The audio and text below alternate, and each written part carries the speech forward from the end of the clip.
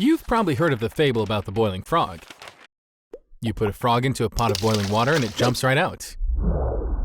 But if the frog is placed into a pot of tepid water that is gradually heated to boiling, the frog will complacently let himself be boiled for its unawareness of the consequences of the gradual environmental change.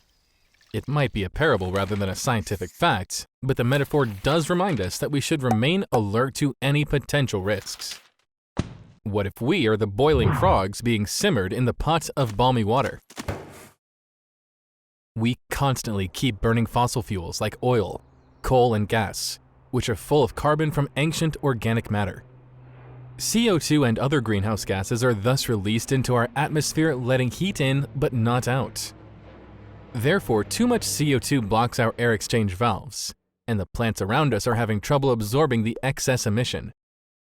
The heat from the sun and the burning of fossil fuels are thus stored in this little steamer, gradually warming everything up. To this end, how would you choose next? A.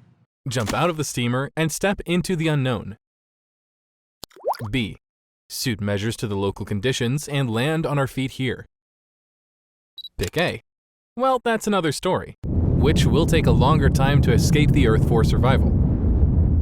Pick B. Congratulations! You will get an ace up your sleeve. The liquid sunshine. Liquid sunlight doesn't refer to liquidizing the sunlight, but a renewable and clean energy source, methanol.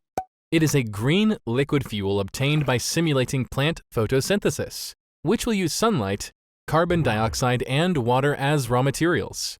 The whole reaction process features zero pollution and emissions.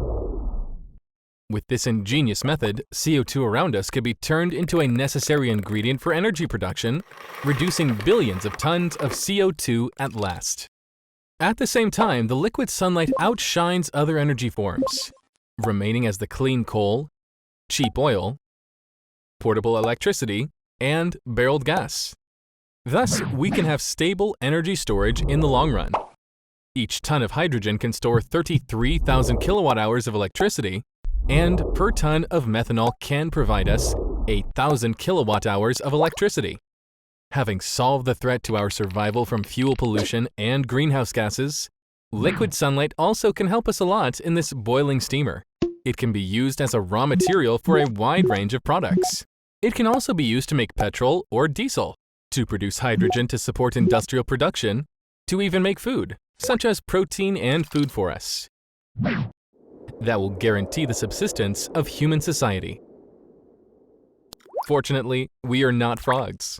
We can do something the frogs can't: seek better and sustainable life with wisdom, to turn off the heating valve, sequester the excess greenhouse gases, and create a comfortable environment for all of us on Earth.